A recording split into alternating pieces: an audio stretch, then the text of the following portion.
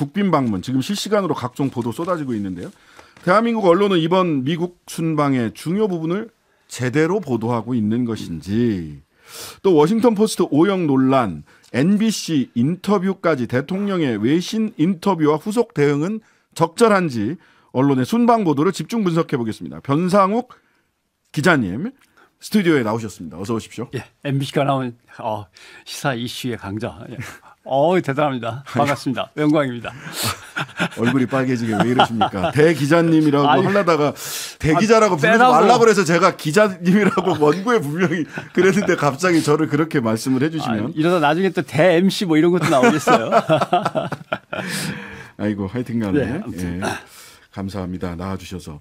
자 먼저 어제도 이 뉴스 뭐 오늘도 이 뉴스 계속 다룰 수밖에 없는데 넷플릭스가 4년간 K 콘텐츠에 3조 3천억 투자 약속했다. 예. 대통령 부부의 대통령의 첫 일정이 아니라 대통령 부부의 첫 일정이었습니다. 예. 대단한 성과다 하고 미담 기사처럼 보도가 되고 있는데 이 보도 어떻게 지금 보고 일단 계세요? 이 보도에는 상당히 많은 것들이 함의가 일단 있습니다. 첫째는 사실관계에서 진짜 맞냐? 대통령이 엄청난 넷플릭스 투자를 이끌어냈냐라고 하는 거 어제 뭐 충분히 다루셨을 건데 그다음에 김건희 씨의 역할은 도대체 뭐고 왜 이런 김건희 씨에 관한 보도가 또 여기서도 나오는가 하는 문제. 그다음 대통령실이 그동안 관행적으로 해온 해외 순방 때마다 대통령의 치적을 부풀리는 그 관행이 아직도 여전하구나 하는 문제.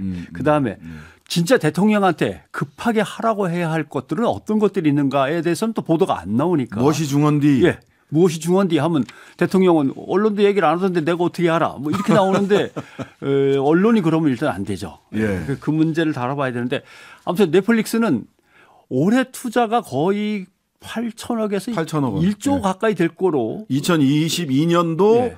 한국의 투자액이 그 정도로 추정되죠. 2023년도는 지금 1조에 다 됐다. 1조가 거의 다 됐다라는 얘기가 있기 때문에 진짜 8천억, 9천억을 윤석열 대통령이 가서 맺어왔으면 오히려 줄여서 갖고 온 겁니다. 그렇죠. 예, 그걸 갖다 일단 아셔야 될 것 같고 예, 그건 뭐 어제 충분히 다루셨을 것 같습니다.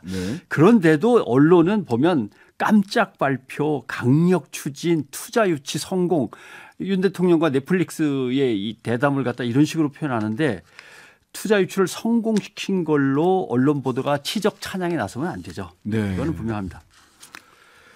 자, 그렇습니다. 사실 넷플릭스가 2016년부터 연간 그 전년도에 비해서 지금까지 쭉 보니까 약 1.7배 정도씩 계속 투자액이 늘어왔더라고요. 예, 맨 처음에 한 150억, 이게 200억으로 시작했으니까 예. 지금 8천억 거의 1조 이렇게 온 거죠. 4년간 3조 3천억이면 8천억 곱하기 4, 한 4, 8, 32 이렇게 되는 건데 오히려 투자 순증이 줄었어요. 예. 넷플릭스가 왜 혼란이 있냐면 정확하게 내놓지 않습니다. 자료를. 그래서 지금 4월, 5월까지 벌써 2023년도에 8천억을 넘겼다는 얘기도 나오는데 벌써요? 예. 앞으로 8천억씩 해마다 해온다는 얘기는 오히려 줄어든다는 얘기나 마찬가지입니다. 그러니까요. 자, 그 25억 불 깜짝 투자 유치에 김건희 여사 있었다. 그럼 그랬더니 여당에서는 여기에 대해서 이거 뭐 선출되지 않은 권력의 국정 개입 아니냐라고 물었더니 그럼 대통령 부인이 아무것도 몰라야 하느냐 이렇게 반문을 했어요. 예. 아무튼 밑밥을 살짝 깔아요. 보면은 보도를 보면은 김건희 여사의 뭔가 도움이 있었다 이렇게 깔기 전에 먼저 CEO와 사전 교감이 있었다. 윤 대통령하고. 왜냐하면 사전에 충분히 얘기를 했다라고 해야 중간에 김건희 여사가 끼어들 찬스가 나오니까. 그러면서 이제 25억 불 깜짝 투자 유치에 김건희 여사 있었다라고 하는데 거기 또 밑밥을 한 번 더 깝니다. CCO와 만났다. CEO는 이제 경영 책임자고 CCO는 콘텐츠 책임자죠. 그래서 벨라 바자리아 콘텐츠 최고 책임자와 김건희 씨가 만났다라고 하는 걸 갖다가 슬그머니 흘린 다음에 25억 불을 갖다 거기다 갖다 붙이는데 미디어 차원에서 따지면 김건희 여사가 거기에 개입을 했다 안 했다 도와줬다 안 도와줬다의 문제가 아니고 또 민주당이 뭔가 좀 약간 잘못 짚은 것 같은데 뭔가 국정 개입이다 아니다를 짚은 것 같은데 그게 문제가 아니라 주요 국정을 대통령이 아닌 부인에게도 맞춰지도록 그러면 새로 보도자료하고 뭐 이런 걸 좀 만들어봐라고 하는 건데 왜 그러냐면 국정 운영에 부인이 도울 수 있는데 예. 국정 운영을 하는 시스템을 부인이 간섭해서 움직이면 안 되는 거거든요. 아, 예. 대통령이 움직일 때 조언을 한다거나 코멘트를 할 수는 있지만 그렇죠. 자기와 관련되지 않은 시스템을 부인이 움직이는 것은 국정농단입니다. 네. 예를 들면 최순실이라고 하는 박근혜 대통령 때에 문제가 됐던 인물이 바로 했던 것이 국가의 대통령이 움직일 시스템을 자기가 움직이는 거거든요. 그렇죠. 네, 그런 일이 벌어지지 않도록 해야 되고 이 위험성을 언론이 파악해서 통제하고 제어해야 되는데 언론은 그저 드레스가 어떻고 가방이 어떻고만 계속 그리고 패션 관련 보도가 굉장히 많이 나왔습니다. 또 이번에도 역시나. 네. 실제로 뉴스에서 가장 중요한 건 저 뉴스가 국민 개개인한테 어떤 의미로 다가가는가를 얘기해 주는 뉴스의 개인화가 중요합니다. 네. 근데 이런 거는 개인의 뉴스화입니다. 아, 김건희 개인의 네. 뉴스화. 그렇죠. 예. 그 가방은 어땠고 그 드레스는 어땠으며라고 하는 건데 이번에 메인 색깔은 파란색 뭐 이런 보도 나오더라고요. 근데 문제는 여기서도 그거를 언론에 통해서 알리도록 김건희 여사가 욕을 한 것이냐, 시스템을 건드린 것이냐라고 하는 것이 이제 문제고요. 네. 그다음에 제일 중요한 것은 역시 콘텐츠와 패션에서는 자기가 세상의 중심에 서고 싶어하는 거 아니냐. 예를 들면 본인 스스로가 케네디 미국 대통령 때의 제클린 오나시스처럼 예, 네. 예. 그런 흉내를 냈죠. 예, 복색에서. 예. 복색에서는 완전히 이제 흉내를 많이 냈습니다만은 예. 사실 양상으로 보면은 중국 시진핑 주석의 부인 펑리위안하고 비슷합니다. 네. 왜냐하면 그동안 중국도 그렇고 대한민국도 그렇고 대통령의 부인은 내조의 역할이지 예, 밖에 한 나가서 발짝 튀지 뒤에 않았거든요. 있는 역할이었죠. 중국은 특히 더 했습니다. 예, 왜냐하면 예. 공산혁명 뒤이기 때문에 항상 인민복 정도만 입고 화려한 옷을 전혀 안 입었습니다. 네. 근데 요새 펑리위안 때부터 화려한 옷을 입고 남편하고 나란히 걸어가고 뒤에서 네. 따라오지 않고 뭐 이런 일이 벌어지는데 다만 펑리위안은 군부대 내에서 군 출신인데다가 당 출신이어갖고 엄청난 지위를 갖고 있었습니다. 예, 원래 권력자입니다. 예, 그러니까 김건희 여사하고는 좀 다른 문제죠. 네, 그런 네. 것들을 언론이 좀 이렇게 명확하게 이야기를 해줘야 되는데 잘 안 되는 것 같습니다. 예, 그리고 한 가지 더 대통령실의 숟가락 얹기 관행 또 말씀해 주셨어요. 제가 사실 이거 김대중 대통령 정부 때부터 엄청나게 문제를 삼아가지고 그때 아마 첫 보도도 제가 시작한 것 같긴 합니다만 네네. 대통령이 미국을 가게 되면 미국과 관련돼서 각 기관과 기업에게 자료를 요청합니다. 각 네. 정부 부처별로. 그래서 계약이 막 끝난 거, 네. 계약이 거의 끝나가는 거, 계약 추진을 이제 시작할 거 다 갖고 오라 그랬고 분류를 하죠. 네. 그걸 갖다가 합산을 합니다. 네. 그러면 이제 이런 게 나옵니다.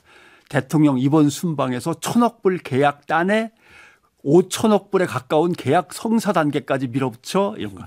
하루 만에 8조 유치 이렇게 나왔습니다. 이번에도. 심지어 제가 기사 쓸 때는 사실은 1년 반 전부터 계약이 거의 이루어져서 계약이 끝난 건데 갑자기 대통령이 유럽에 간다고 대통령이 가서 해갖고 왔다고 보도가 나와서 보도 자료가 나와서 네. 말도 안 되는 소리 하지 마라. 예. 어떻게 그렇게 뻥을 치냐라고 예. 했던 건데 그 관행이 아직도 그대로. 진보 정권 때는 좀 덜하다가 보수 정권 때는 좀 더하고 약간의 강약의 차이는 있습니다만 지금도 계속되는 거죠. 예, 우리 국민들은 MB 때부터 MOU 예. 요거는 절반 이상이 안 되는 걸 MOU라고 하는구나. 이렇게 MOU 성공률은 사실 10% 20% 고선입밖에 안 됩니다. 그 MOU는 성공률 10%짜리를 얘기하는 거구나. 이렇게 받아들여요, 이제 국민들이. 예. 그러니까 대통령이 가서 뭘 해왔다라고 하는 것의 의미는 뭐냐면 국가가 그 국가와 하고 있던 모든 거를 합쳐가지고 네. 대통령이 이것도 있고 이것도 있고 이것도 있는데 잘 좀 부탁합니다라고 말하고 왔다는 뜻입니다. 네, 알겠습니다.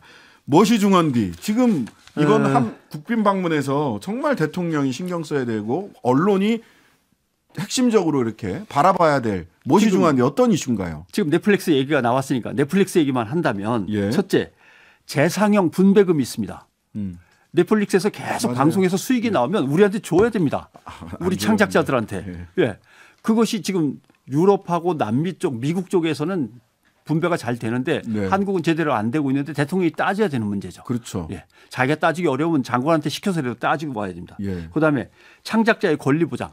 넷플릭스가 어떤 창작물에 대해서 독점적인 권리를 갖는 기간이 너무 깁니다. 네. 몇 년 동안 자기네가 다 울고 먹고 단물 다 빠지면 본인한테 이제 돌려준단 말이죠. 네, 이것도 줄여야 되고 그다음에 망 이용료.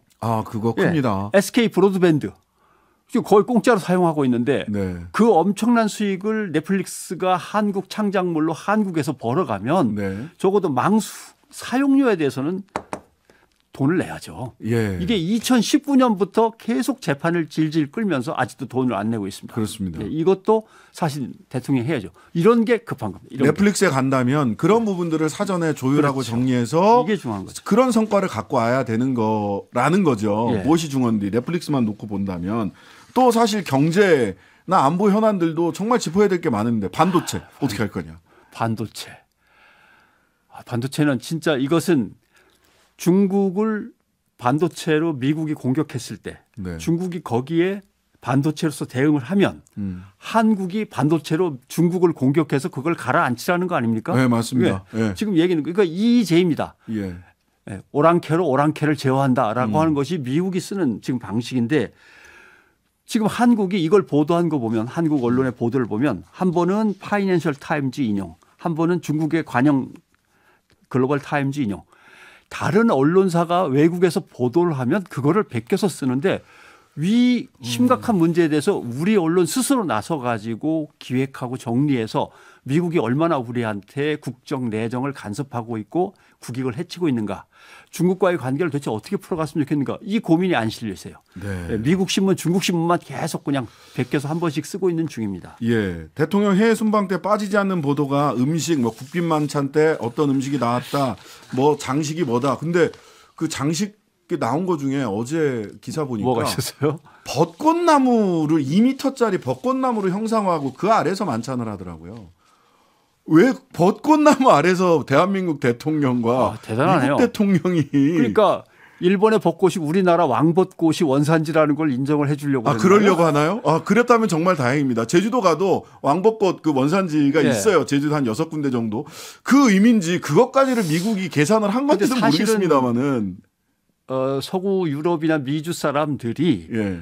한중일의 문화 차이에 대해서 사실은 감각이 모르죠. 별로 없습니다. 예. 예, 그래서 아마 뭔가 무궁화 같은 것이든지 뭐가 있었을 텐데 왜 벚꽃을 했는지는 벚꽃을 잘 모르겠네요. 2m짜리를 만들어 가지고 이렇게 조형물을 만들어서 그 아래 그러니까 만찬장 그 식탁 위가 2m짜리 벚꽃나무 왕벚꽃으로 예. 해놨다고 하더라고요. 사실 크랩 케이크도 문제가 됐는데 예, 크랩 케이크. 문재인 대통령 때 크랩 케이크는 에피타이저로 나온 거다. 예. 본 메뉴가 아니었다.